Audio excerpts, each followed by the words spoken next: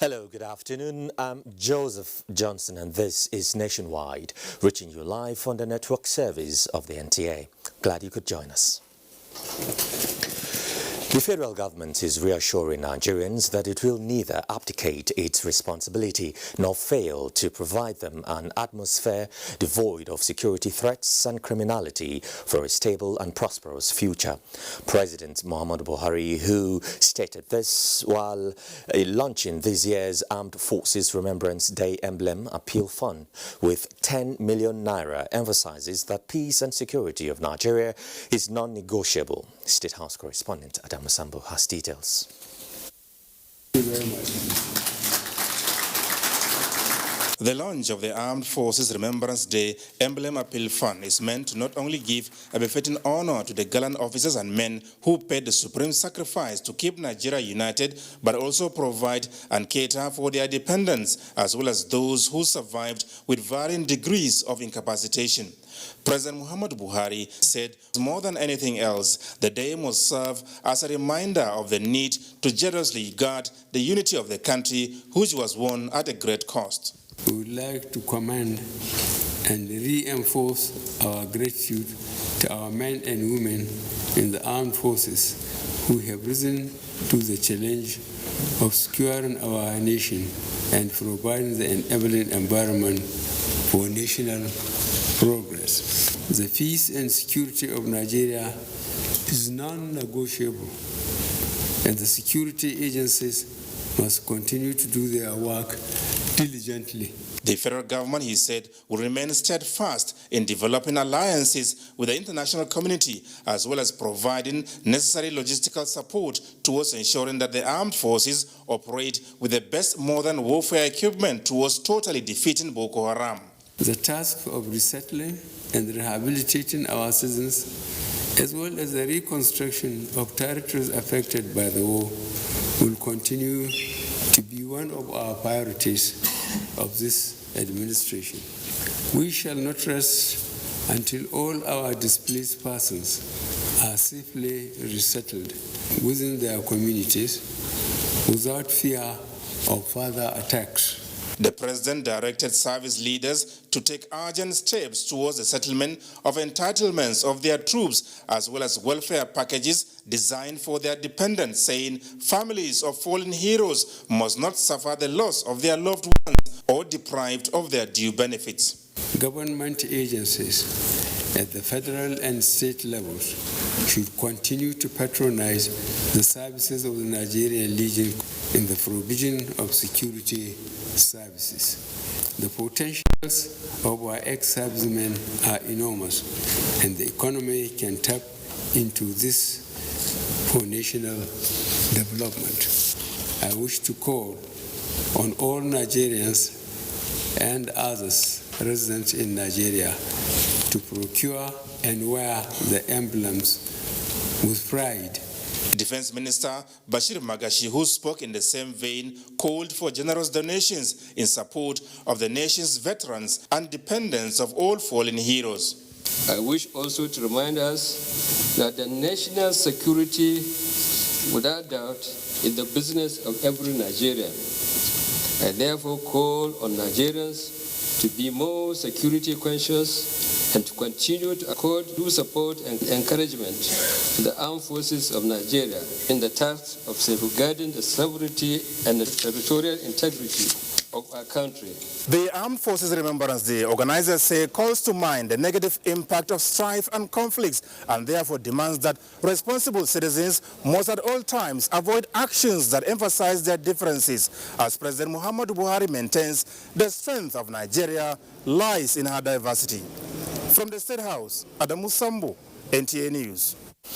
Meanwhile, the security situation in the Federal Capital Territory will soon be a thing of the past, with the identification of all flashpoints by the police and the FCT administration. FCT Police Commissioner Bala Chiroma made the statement while discussing security situation in the FCT.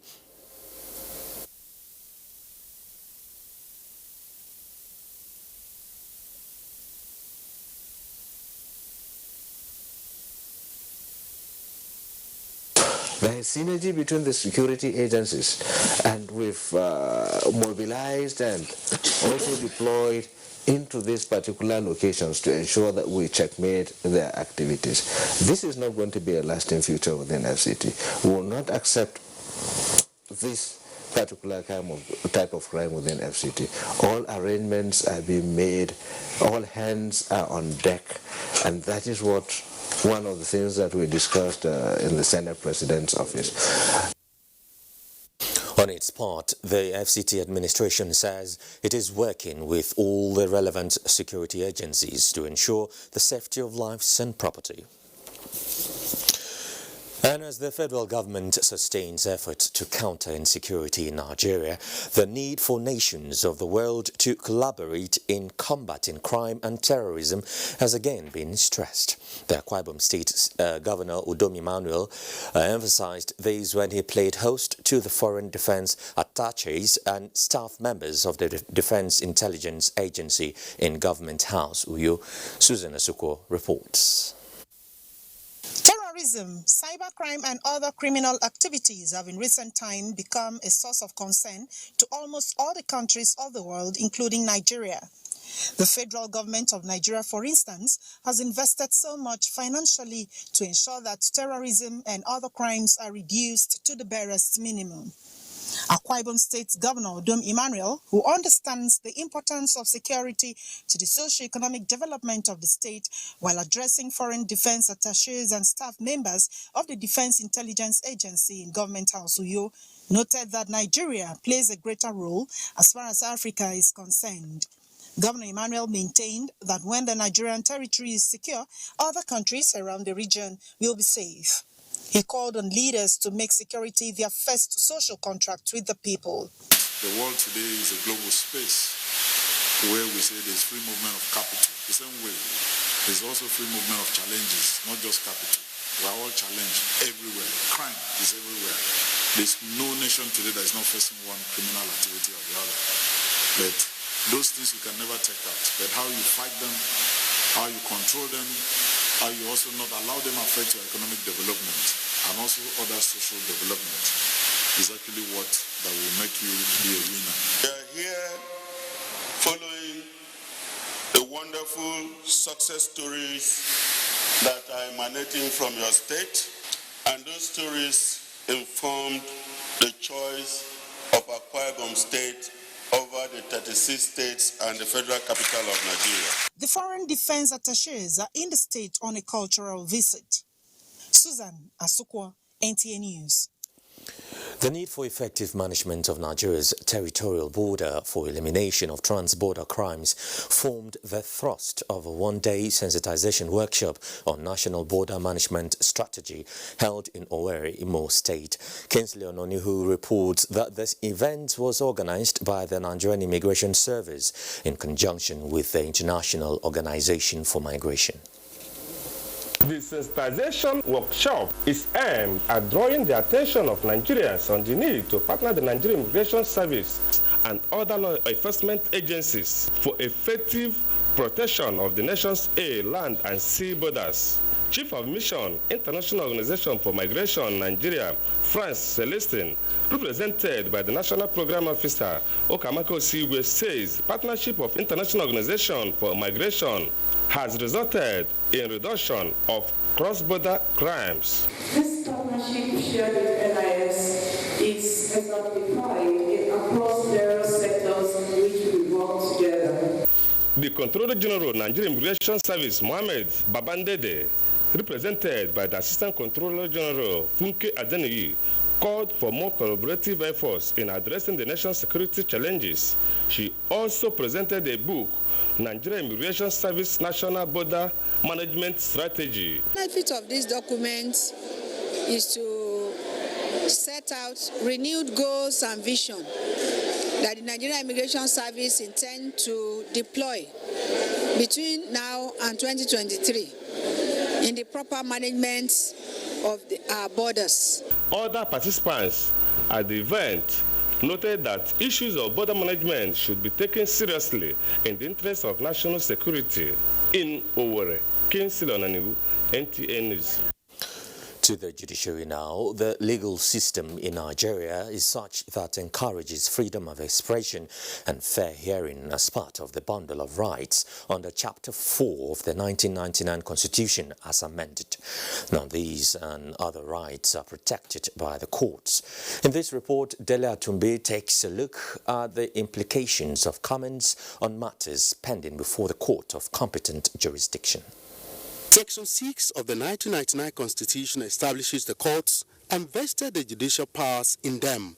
Litigants in either civil or criminal matters are, by these and other sections of the Constitution, encouraged to approach the court for redress on any infringement or to avert an infringement. These sections of the Constitution also guaranteed the independence of the judiciary as an arm of government. With the judicial powers vested in the courts, matters before them are expected to be adjudicated upon and determined with the law as it is. While a matter lies within the court of competent jurisdiction, fair comments may be entertained, but unfair comments are not expected, as these could be sub judice. When a matter is before the court, reference to it does not, by the mere fact, make it an offense.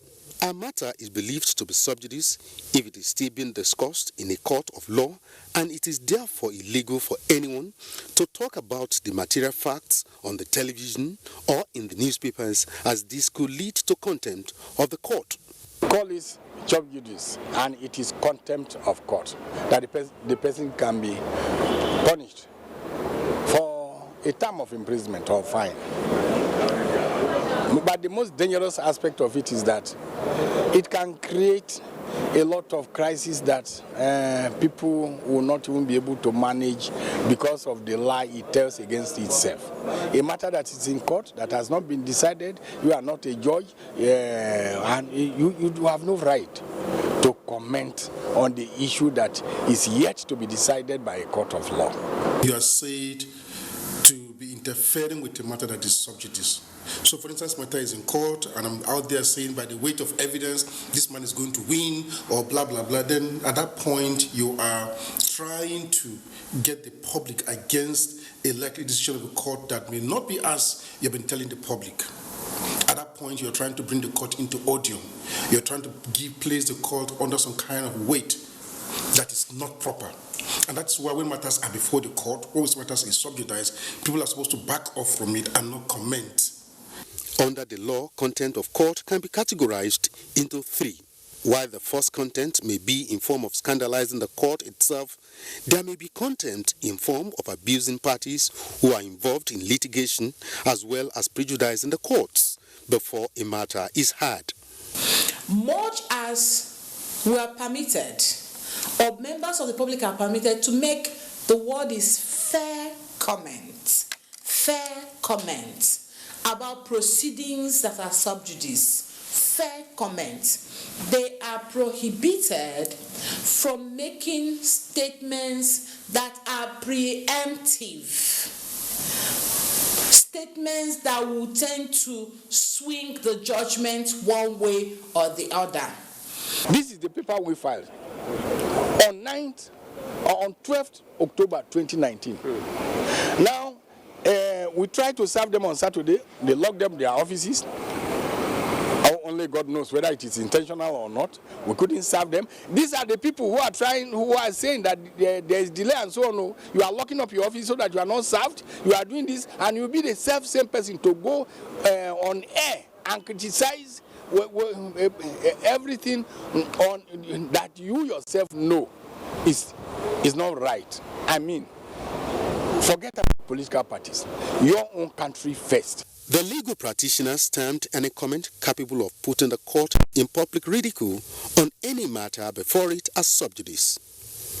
In Abuja, Dele Atumbi, NTA News. Meanwhile, an Abuja resident, Mariam Sanda, who is alleged to be involved in the death of her husband, Bliam Aminu Bello, has denied culpability in the death of the deceased. The defendant is facing a 2-count charge bordering on murder before an FCTI court sitting in Abuja. Olabode Arewa reports. The trial of Mariam Sanda for the alleged murder of her husband, Biliaminu Bello, in their Wuse Abuja home on the 19th of November 2017 continued, with the defendant opening and closing her defense. Mariam Sanda, during cross-examination by the prosecution counsel, Adama Musa, said a nude female picture allegedly found in her husband's handsets led to their disagreements. In the process, Mariam alleged that Biliaminu tripped and fell on a bottle, which broke and pierced him on the chest. The prosecution counsel tendered several exhibits, including her witness statements at the Maitama police station after the incident.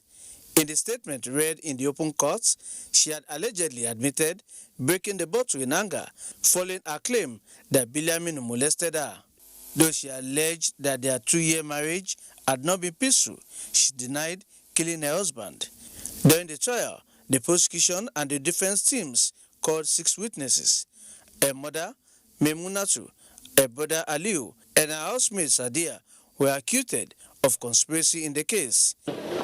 Just give us a statement, please. No, there's no need. Mariam Sanda's alleged action is contrary to Section 221 of the Penal Code. The court, having heard the evidence from other parties in the matter, fixed the 25th of November for the final written addresses by the defense and the prosecution team in Abuja. Olabode Arewa, NTA News. Time to join Jennifer in Lagos for more reports. Jennifer. Thank you, Joseph, and welcome to Lagos. The Pakistan government is strengthening its bilateral relations with Nigeria on defense and security by supporting the Nigerian Air Force to enhance its airlift capability and logistics effectiveness in its quest to fight insurgency and terrorism. The Pakistan Chief of Air Staff, Air Chief Marshal Majuhid Anwar Khan, made this known on inspection of C-130-913 Nigerian aircraft in Lagos. Adiola Omokive completes the report. On arrival at the 631 Aircraft Maintenance Depot Ikeja, the Pakistan Air Chief Marshal was taken through the inspection flowchart and progress of the Nigerian Air Force C-130 aircraft 913 undergoing refurbishment. The Pakistan Chief of Air Staff, Anwar Khan, reiterated that Nigerian Air Force will be empowered to effectively tackle insecurity, stating that the C-130 Air Mobility Transport Command remains the backbone of any Air Force. It has to be strengthened, and likewise we are here that we are doing the overall for Nigerian Air Force so that your C-130 comes up in time. So that apart from their obligations that they were supposed to do, they have taken more initiatives to rectify some of your other aircraft also and some of your equipment also. I'm really glad that my men are taking such kind of initiatives. The Nigerian Air Force, having benefited from the years of collaboration with Pakistan Air Force to improve capability of its personnel, say, the relationship between Nigerian Air Force and Pakistani Air Force has been a long one. They have been there for us, they have been assisting us. But what is special about the ongoing PDM is that we are also building capacity of our engineers and technicians. With this collaboration, it is expected that the Nigerian Air Force personnel will in due course render same assistance to other countries during their in-country periodic depot maintenance. In Lagos, Adeola Omokive, NTA News. From security, we go to environment. Now transforming electronics and other electronics and electrical devices become obsolete so fast. And as this happens, the amount of e-waste in Nigeria and the world at large keeps growing. A United Nations Environment Programme report shows that the world produces 50 million tons of electronic waste yearly, weighing more than all commercial airliners ever made. Interestingly, only 20% of this is formally recycled. We have a project currently in collaboration with the Global Environmental Facility. It is supported by United Nations Environmental Programme. So it is a program in which we hope to come up with a model in which this e-waste can be treated. Stakeholders at this event say improper management of discarded electronics and electrical devices is causing health hazards, significant loss of scarce and valuable materials, including environmental pollution. They contain dangerous chemicals, heavy metals like lead, mercury, cadmium, which are poisonous to human health. Products that we use, such as gold, imagine that, gold, silver, palladium, other precious materials such as neodymium are within electronic waste. Management of e-waste is also crucial to the attainment of the Sustainable Development Goals. Now, Governor Babajide Sanwo-Olu says Lagos will not renege on its promise to pay above 30,000 naira minimum wage to the workers, considering the special status of the state. Sanwo-Olu reiterated this while hosting members of the Lagos State Public Service Joint Negotiating Council, the Nigerian Labour Congress, and the Trade Union Congress. Jesuto Moses reports.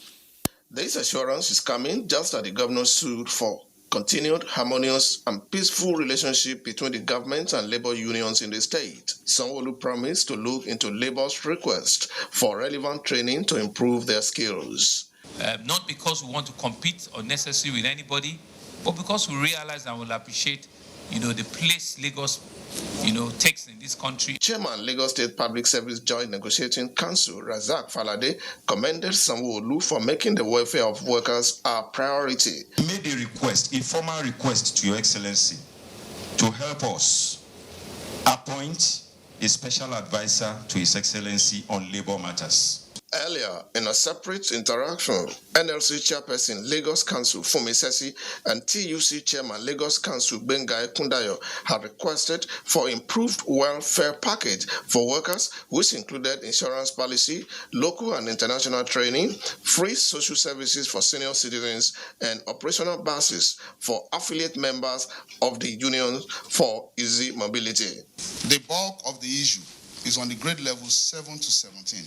Which is where we're talking about the consequential adjustment and relativity.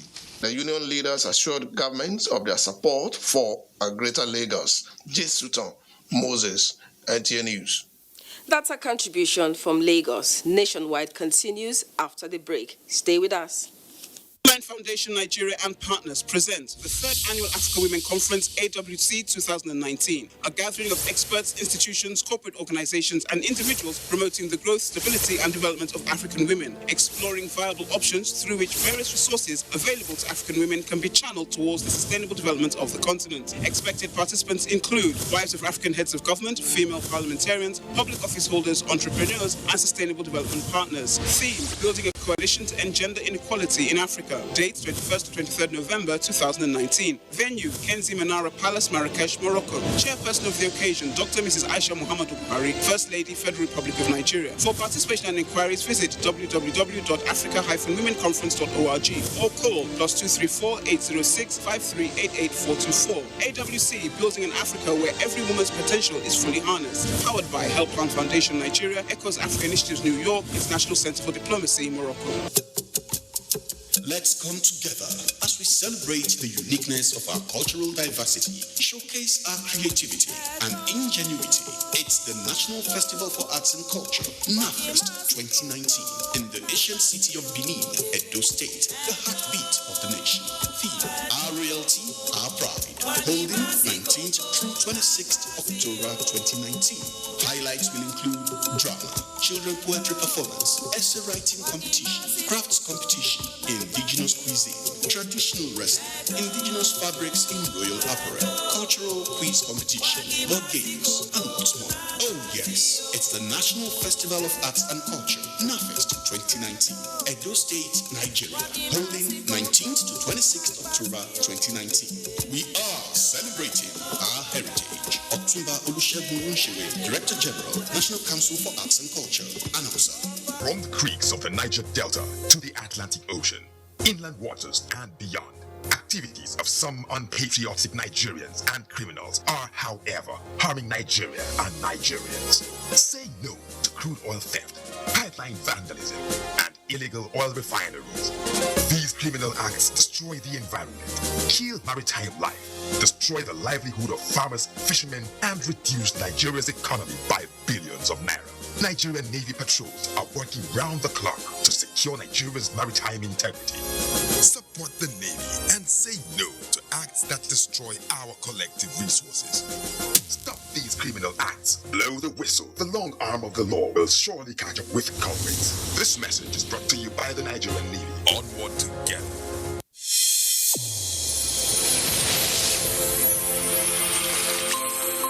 The new edition of TV Guide is out, exclusively taking a look at the traditional television and new media. Are they comparable or complementary? Media industry players give perspective on the trends, progress, challenges, and the way forward. Find out on this compelling edition of TV Guide. Expository interviews with stars of the team within our space. Becky Madojemo of NTA, Utibe Umore of AIT, Nifemi Oguntai of TVC, and a host of others. TV Guide, your indispensable companion. Also feature Iya Modina. I'm the CEO, managing director of Iya Modina Sister Restaurant. I choose to serve. Shut up your mouth. Let me finish. A TV drama series on NTA. Let's get to meet the characters behind Iya Modina. This edition also presents exciting features on tourism, culture, entertainment, sports, health, and lots more. Grab a copy at the vendors near you or any NTA station nationwide. TV Guide, your indispensable companion.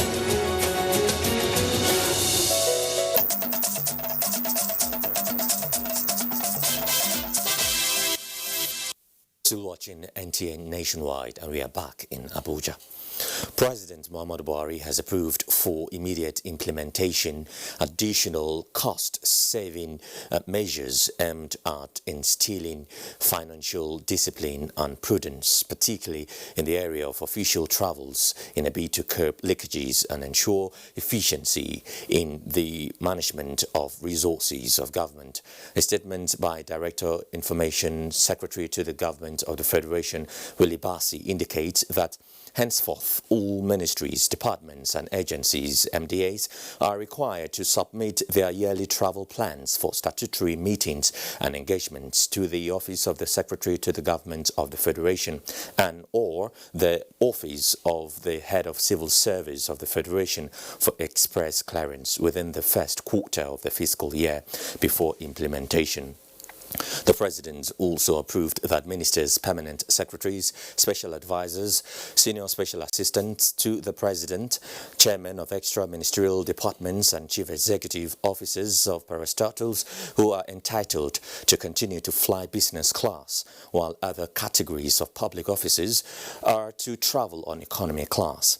Meanwhile, travel days will no longer attract payment of ESTA code allowances, as duration of official trips shall be limited to only the number of days of the event as contained in the supporting documents to qualify for public funding.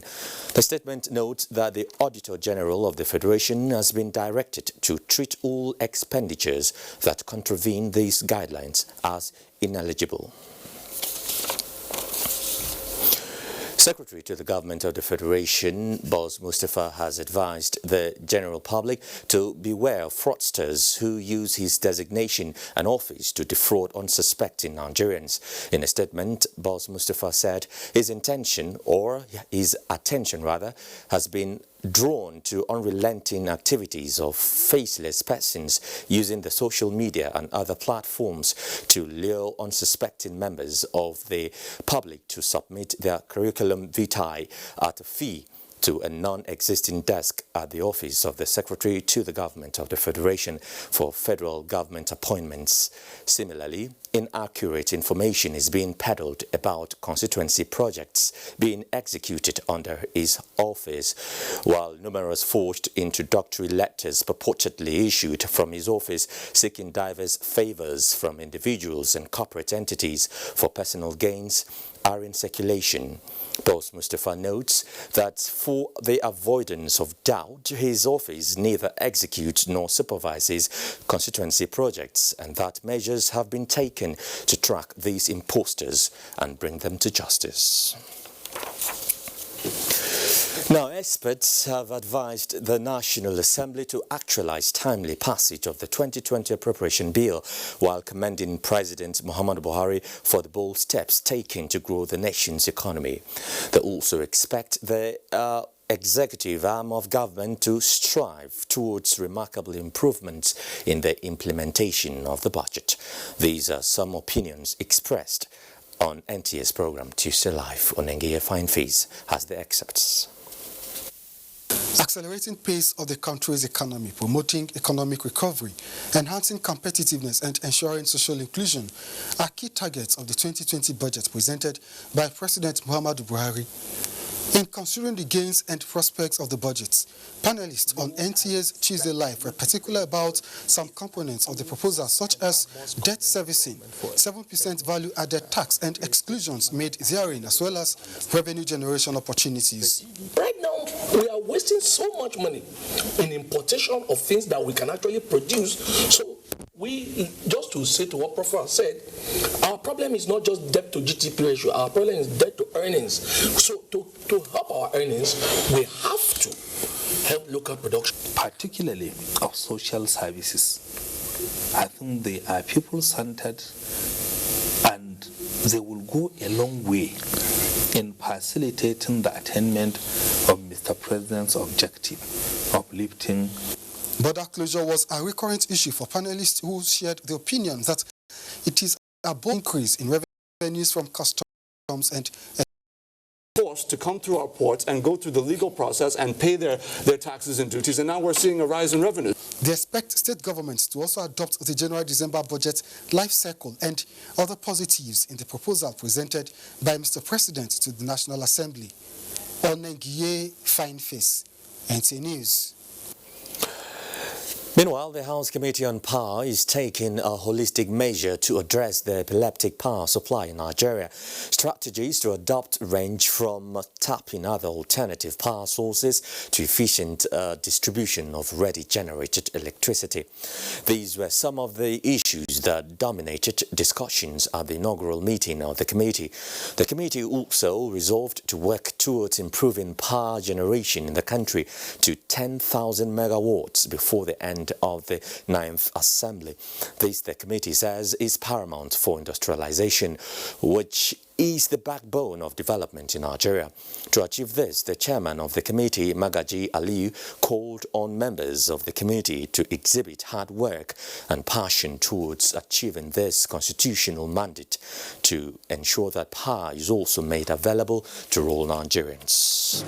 Among other things, to make laws for good governance of the country, and more importantly, to carry out comprehensive oversight on the MDS under the Committee of Power. We need to set a target for us in terms of electricity generation, transmission and distribution.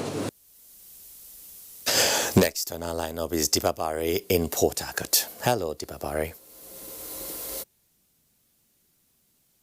Thank you, Joseph, and welcome to Port Harcourt. River State Governor Nyesom Wike has charged the board members of the State Road Maintenance Agency to ensure that all roads are made motorable. The governor was speaking while inaugurating the new board of the State Road Maintenance Agency. Ogedinyekwe completes the report. Governor Wike noted that the agency is the direct labor arm of the Rivers State government, targeted at ensuring that the roads don't degenerate. The governor emphasized that the agency has no powers to award contracts and advised the board to deliver speedily on its mandate. Take history back. You know that this agency members have never lasted. Why? Because when you go there, you start quarreling, sharing money. And when you share money, it will leak. So when you are sharing, some people say, oh, that's the cabal. The cabal that made up of the chairman and 3 others. I will not hesitate to just dissolve. I will not even give you notice. You must work as a team to achieve results. Chairman of the board, Prince Timothy Insirim, promised that the board will take proactive measures to ensure the roads in the state are made motorable. Immediately we leave here, we are going to take proactive action. We will go into our board meeting, we discuss and map out modalities on how to go about the job. The board is to commence operations immediately. In Port Harcourt, Oge Dinyekwe, NTA News. Ensure that Calabar maintains its scenic beauty and sustain free flow of traffic in the metropolis. The Cross River State Government is partnering a firm for the financing, construction and operation of its Holy City. Paul Abel reports that both parties signed a memorandum of understanding, paving way for the commencement of a feasibility study.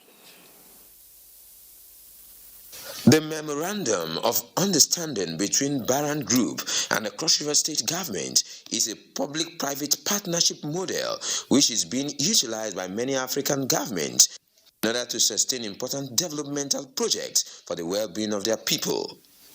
The Holy City, a state-of-the-art modern parking center, intends to use technology to monitor and ease movement of thousands of trucks in and out of the city. While the state government says the move is a long-term strategic plan to secure the tourism status of Calabar in the post-deep sea port era.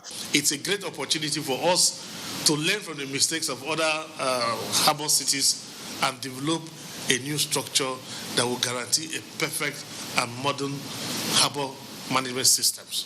We hope that we will be able to conclude this business and to commence construction as soon as possible and to see the results of this construction within less than 1 A team from the group will visit the state next month for due diligent work and subsequently present a report which will lead to the final investment decision. In Calabar, Paul Abel, NTA News. The Independent Corrupt Practices Commission (ICPC) is strengthening its capacity to check corruption practices and its ills in Nigeria. This is with the inauguration of National Anti-Corruption Volunteer Corps in Akwa Ibom State. Nsika Okon reports that the chairman of the commission, Professor Bolaji Owasoyen, urges the body to be the vanguard for the enthronement of good governance in the country. Everyone agrees that Nigeria is rich both in human and material resources. It is also agreed that corruption is the main reason Nigeria is poor and backward. The National Anti-Volunteer Corps being inaugurated by the National Chairman ICPC in Akwa Ibom State, Professor Bolaji Owasanoyi, is a complementary approach aimed at supporting the anti-corruption agencies and reform programs of government in public procurement. We must join hands with the government in the fight against corruption. If not, as the president used to say, if we do not kill corruption, corruption will kill us. You must remain above board, as the Commission will not hesitate to prosecute any volunteer that commits any criminal offense. SCPC has acknowledged the obvious fact that she may not be able to win the fight alone, given the huge challenge that corruption poses. In Uyo, Nsika Okon, NTA News. And as our contribution from Port Harcourt is back to Joseph in Abuja for the continuation of the news. Good evening. Thank you, Deba Barry. The governors of the Southeast geopolitical zone and other prominent leaders in the zone have resolved to meet with President Muhammadu Buhari on issues bordering on the welfare of the zone. Chairman of the Forum and Governor of Ebonyi State, David Umahi, disclosed this after their meeting in Enugu. Susan Eze reports. Present at the over 4 hours closed-door meeting were the chairman of the Forum and Governor of Ebonyi State, David Umahi, the host, Governor of Enugu State, Ifeanyi Ugwuanyi, the Abia State counterpart, Okezie Ikpeazu, and Deputy Governor of Imo State, Gerald Ironna. Other Igbo leaders, including the President General of Ohaneze Ndigbo, Chief Nneanwodo, were also in attendance. Out to brief the waiting journalists at the end of the meeting, the chairman of the forum, David Umahi, summarized the outcome of the meeting. We resolved that we are going to see Mr. President for the welfare of our people Southeast. That is what we resolved. When we come back, we'll give you the context of our meeting with Mr. President. Governor Ugwuanyi used the opportunity to showcase to the guests the security vehicles being installed with necessary communication and security gadgets procured by the state government to aid security agencies in the combat of crimes in the state. In Enugu, Susan Eze, NTA News. Legal battle over who represents Katagum Federal Constituency of Bauchi State has been put to rest by the Jos Division of the Court of Appeal. Adamu Haruna Adams reports that the appellate court reversed the decision of the National State Assembly Election Petition Tribunal for Bauchi State. The Jos Division of the Appellate Court set aside judgment of the National State Assembly Election Petition Tribunal for Bauchi State, which ordered INEC to withdraw a certificate of return from Umar Abdul Qadir Sariki of People's Redemption Party, PRP, conduct a rerun election in 7 polling units within 90 days from the 29th day of August 2019, when the judgment of the trial tribunal was delivered. The tribunal also held that when those conditions were fulfilled, INEC could go ahead, declare and return a winner of the 23rd February 2019 House of Representatives election into Katagum Federal Constituency of Bauchi State. However, the panel of judges of the Court of Appeal, Jos, led by Justice Bulukoromo Moses Ugo, in its wisdom, declared the judgment of the lower tribunal null and void, and in consequence upheld the election victory of Umar Sariki of PRP. I thank God, and I'm very happy, and I also thank the Nigerian judiciary for affirming my victory. That shows that Nigerian judiciary is the last hope of a common man. A cross appeal filed by the respondents Ibrahim Muhammad Baba and the All Progressive Congress APC was also dismissed by the panel for lack of merit. In Bauchi, Adamu Haruna Adams, NTA News. The House of Representatives Committee on Healthcare Services and Committee on Health Institutions are optimistic that ongoing efforts to improve healthcare delivery in Nigeria would have the desired impact on the nation's health system. National Assembly correspondent Lami Ali reports that the two committees at their inaugural meeting stressed that institutions should be strengthened to attain global best practices. The two committees saddled with the responsibility of oversight in health institutions and agencies at their separate meetings noted the challenges faced in the health sector. Be bringing out very good ideas that will help to uplift these institutions. The National Agency for Food and Drug Administration and Control, according to the Health Services Committee, is yet to reach global benchmark, especially as it relates to vaccine production. Even if we have the capacity, resources and finances for this local vaccine, so as improve acceptability of vaccine by Nigerians, because of the level of NAFDAC and global benchmark now, we cannot be given the license to produce a local vaccine. The federal government was commended at the meeting for its commitment to the welfare of health workers. Parliament, the committee added, will continue to intervene whenever necessary to ensure stability in the sector. Meanwhile, The House Committee on Public Procurement says due process should be adhered to by all government establishments to ensure sanity. Our job is to ensure that taxpayers' money is well spent, and government must guarantee to provide good quality, transparent services at a fair price. Enforcement of laws is vital for accountability in public procurement. From the National Assembly, Lami Ali, NTA News. Nigeria is said to be not only endowed with human resources but also natural resources, food inclusive. Converting these edibles to sumptuous meals is a talent that some women often display in their homes on various occasions. The National Council Women Societies marked the second National Unity Food Fair in Abuja to showcase their talent and harness them for national development. Linda Okorie-Igwe reports. This variety of food on display on the World Food Day is Nigerian women's way of marking October 15 every year. It is called the Unity Food Fair, powered by the National Council of Women's Societies. President of the Council, Laraba Gloria Shanda, says it is a way of contributing to the promotion of worldwide awareness on eradicating hunger. It is also to complement the federal government's food sufficiency and security. Women are the key grassroots people in agriculture, at least small-scale farming. We want women to be aware. We know that government have a lot of interventions on agriculture. We have programs like this because we are supporting government and we are trying to do our best to augment what government is doing.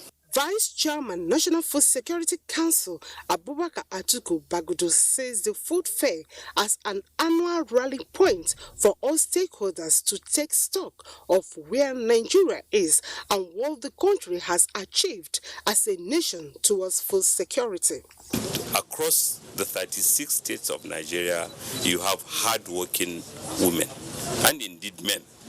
So President Muhammadu Buhari's message is that they will continue to support them so that they will get more reward for their effort, more value for what they produce or they process, so that they can take care of their families, be richer, be more included. The focus this year on subsistence to mechanization at the grassroots featured states and private sector. In Abuja, Linda Okorie-Igwe, NTA News. The growing concerns and discourse on climate change is necessitating the global community to opt for eco-friendly shelter powered by clean energy. Nigerian government is also thinking along this as the Minister of Works and Housing, Babatunde Raji Fashola, unveils prefabricated assembly and installation building facility in Abuja. Correspondent reports that the innovation is expected to address the housing deficit in Nigeria. This building is made from 12 shipping containers and it can be dismantled and taken to another location. That wouldn't have been possible if it were made of block. It is also said to be a green facility and totally off-grid. What that means to a layman is having electricity in his house without being connected to the national grid. The Minister of Works and Housing, Babatunde Fashola, calls it a revolutionary innovation in both sectors and says the federal government will support it. It's innovation that brings investment into Nigeria. It's innovation that brings a business and employs people. And therefore, it is something that the government clearly would recommend as part of its business expansion, economic opportunities drive.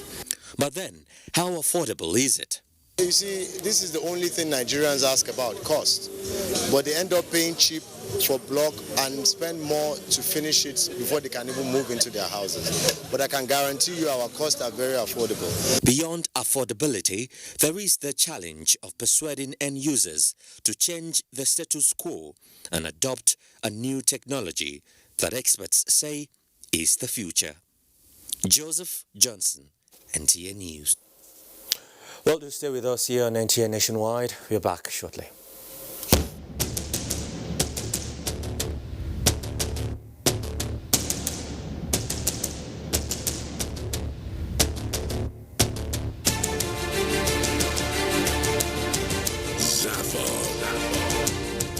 an award that has succeeded to pool a galaxy of stars from the north, south, east to the west, and central Africa, and also those that are domiciled beyond the shores of Africa under one roof.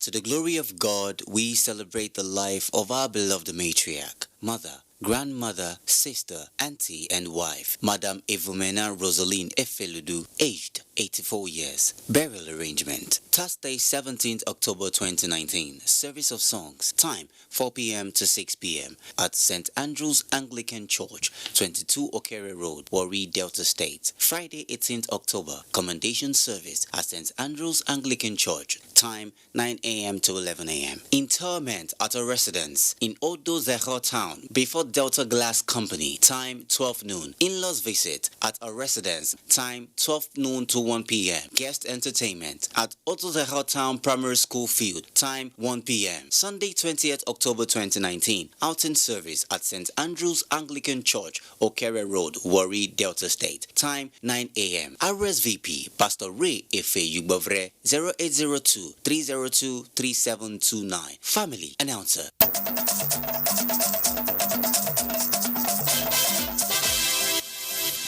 Minister of Special Duties and Intergovernmental Affairs, Senator George Akume, says the federal government will leverage on the technology and expertise of some European nations to create job opportunities for Nigerians, especially in agriculture.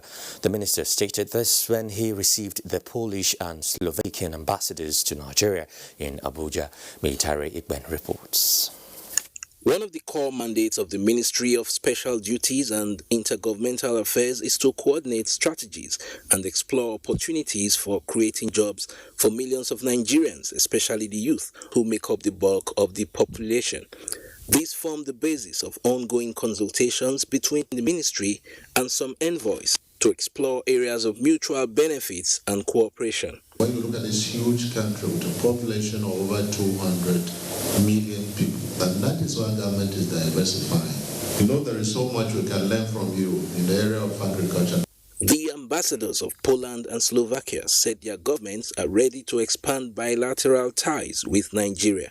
The specific areas that we would like to cooperate with Nigeria are the defense sector, agriculture, education, innovative technologies, including ones that contribute to the protection of the environment. The concept of European Union to help to create new jobs in Nigeria. And this is the philosophy of European Union towards African country. In particular, Nigeria hopes to domesticate the expertise of Poland in the manufacturing of tractors to boost mechanized farming in the country. In Abuja, Military Igben, NTA News. On sports now, Nigerian athletes win at maiden games in Doha. Over to Amanzi Marcus with details on Sports Update. Nigeria will no longer compete in more than 10 sports in the Olympics, as it has been the case over the years, as only about 8 sports federations will be at the biggest multi-sports fiesta in the world in Tokyo 2020. Minister of Youth and Sports Development Sunday Dare disclosed this to sports federation presidents, technical directors and secretaries on Tuesday in Abuja as part of plans to ensure Nigeria wins medals at the Tokyo 2020 Olympics in Japan. We have limited resources. We'll be guided by data, statistics, and facts. Nigeria should always leverage and identify either 5 or 6 or 7 sports in which we have a clear competitive edge.